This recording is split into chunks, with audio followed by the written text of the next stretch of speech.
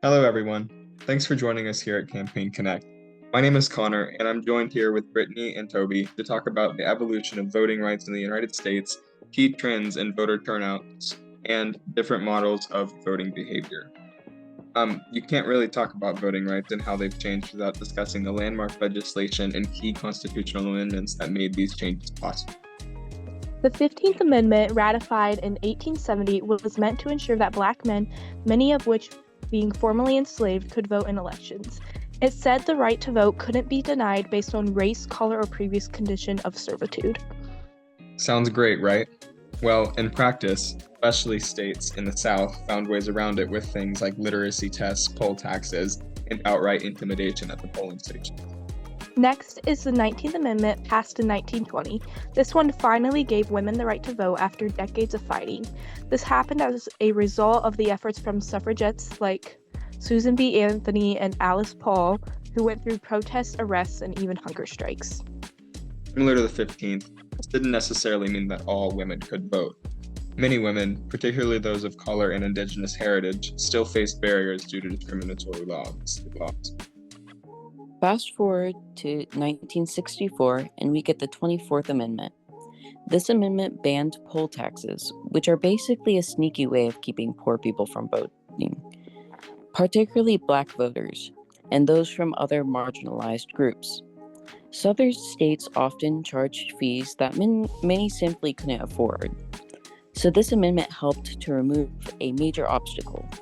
Then, in 1971, we got the 26th Amendment passed, which lowered the voting age from 21 to 18. This one was a direct result from the Vietnam War and the young people that were deployed under policies that weren't even able to vote on. Old enough to fight, old enough to vote became a rallying cry, and Congress listened.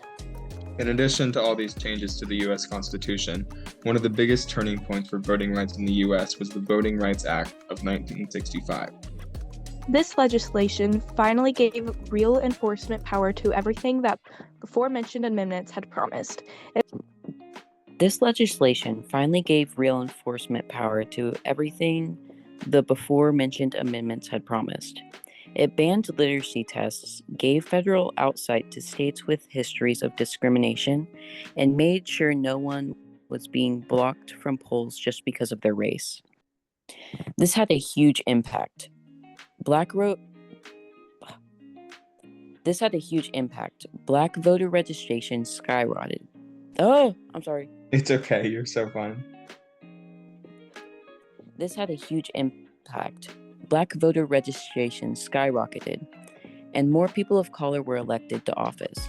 However, parts of this law have been weakened over time due to Supreme Court cases like Shelby County v. Holder. I'm glad you mentioned that case, because it happened just recently in 2013, and it absolutely gutted the requirement for states with a history of discrimination to get federal approval before changing their voting. So while these amendments are in laws were no doubt steps forward, the fight for fair voting rights has never really ended. Even today, the debates over voter ID laws, redistricting, and access to polls show the struggle persists.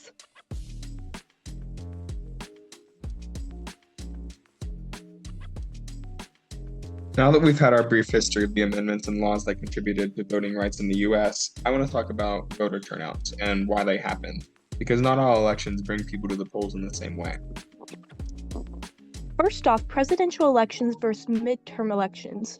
Statistically, this is one of the biggest gaps in voter participation, with presidential elections tending to bring out around 50 to 60% of eligible voters, with the midterms bringing in about 40% or even lower. Why? Presidential elections dominate the media, and people feel like their vote has a direct impact on the country's leaderships.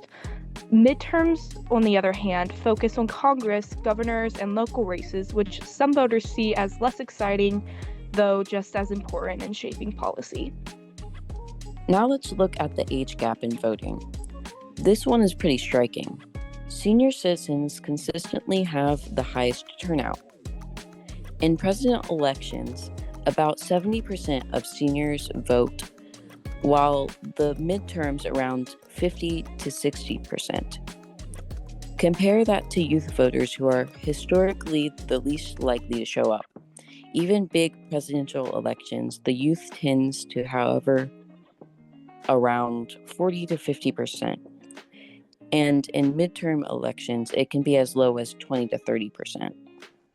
There are a lot of reasons for this. Older citizens are more settled, have a long history of voting, and see it more as a civic duty than younger people. On the flip side, younger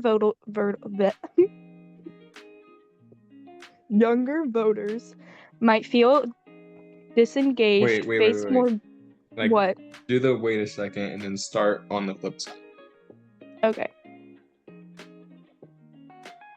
On the flip side, younger voters might feel disengaged, face more barriers in registration process, or just not believe that their vote makes much of a difference. So, what actually affects voter participation? Well, some states require government-issued IDs to vote, while can disproportionately impact low-income, minority, and elderly voters who may have trouble obtaining these documents. Then there's voter registration laws. Some states make it super easy with online registration and automatic enrollment, while others have strict deadlines or even require you to register in person. Oh, sorry. Another thing that really affects voter participation is early voting and mail-in ballots. The more flexible voting is, the more people participate. States that offer early voting, same-day registration, and mail-in ballots tend to see a higher turnout. States that limit these options, like reducing early voting days or adding restrictions to mail-in ballots, often make it harder for people to vote, especially those who work long hours or have difficulty getting to polling places.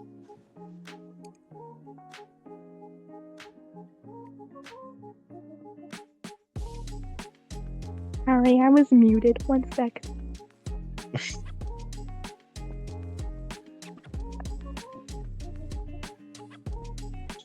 Also, it's important. What? Sorry. Also, it's important to note both major parties invest heavily in getting their voters to polls. Polls. Okay. Also, it's important to note that both major parties invest heavily. Let me read this one. Okay. Yeah. Also, it's important to note that both major parties invest heavily in getting their votes to polls, especially in the battleground states. These use phone banking, door-to-door canvassing, and targeting social media campaigns to encourage turnout.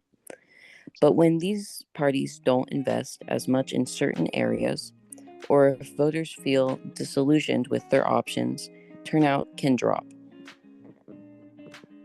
Social movements as well. These play a huge role in voter turnout, especially for young people in marginalized communities. Movements in Black Lives Matters and March for Our Lives or climate activist groups have energized young voters by tying voting to issues they care about. Organizations like Rock the Vote and League of Women Voters also work to register people and educate them in how to vote. At the end of the day, voter turnout isn't just about personal choice. It's shaped by rules, the accessibility of the process, and how much effort is put into mobilizing people. And as we've seen throughout history, these factors can shift dramatically depending on the state of the political landscape. We'll be right back after this short break. Let me tell you something incredible. Tremendous, really. Nobody negotiates better than I do, okay? I've made deals with the toughest people. World leaders, billionaires, you name it. But now, we've got something even bigger. The Federal Squirrel Negotiation Protocol pamphlet. This, I'm telling you, is the best pamphlet ever written. Ever. Period.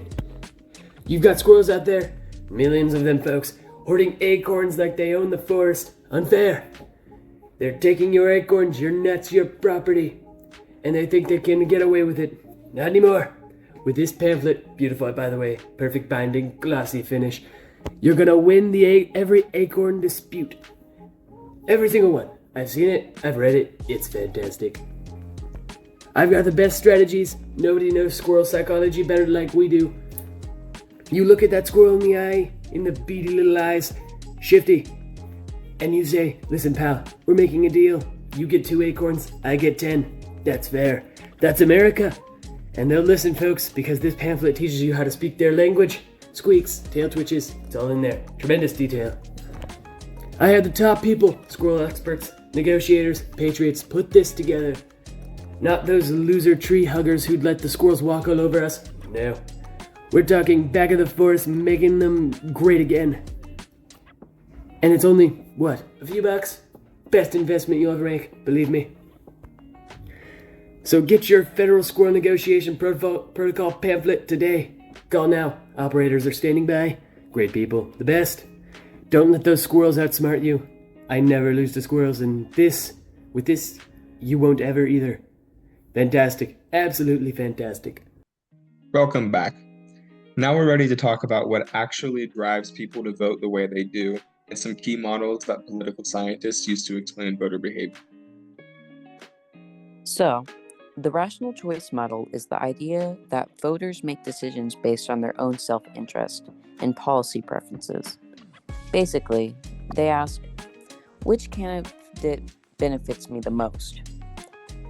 The retrospective voting model is when voters look at candidates' past performance, asking, did this person actually deliver on their promises? Has my life improved under their tenure? The prospective voting model is the opposite of the retrospective one. This is when voters focus on future policy promises and pick candidates based on what they say they'll do. This one is shaky because can you really trust what the candidates Can you really trust the candidates to perform the way you'd expect? I don't know, but party line voting is when a voter tends to stick to one specific political party no matter what. The socioeconomic model looks at outside factors like education, income, and social status, which all influence voting decisions. Higher education levels, for example, tend to correlate with a higher voting turnout. Okay, but how can young voters really make a difference? Because while they may have lower turnout rates, they can really make a difference. Hold on. I need to just rephrase that.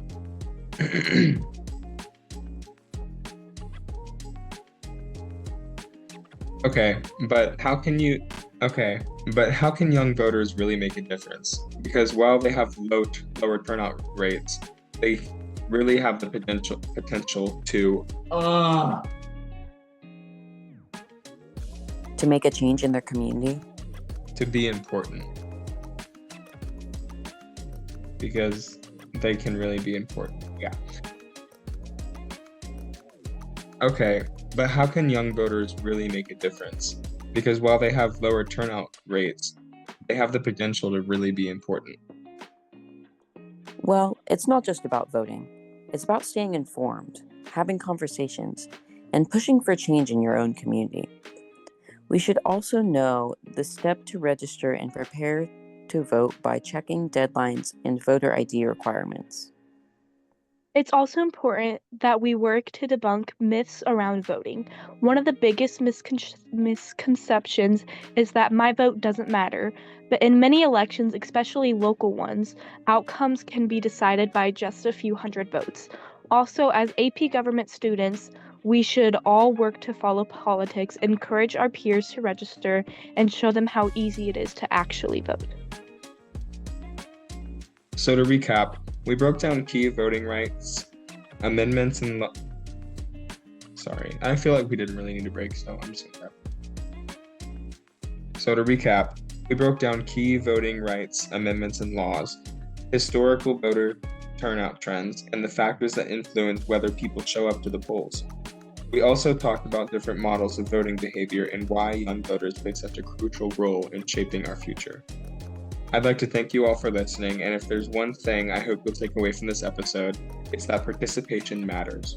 So if you haven't already, register to vote, stay informed, and most of all, do not be afraid to engage in political conversation.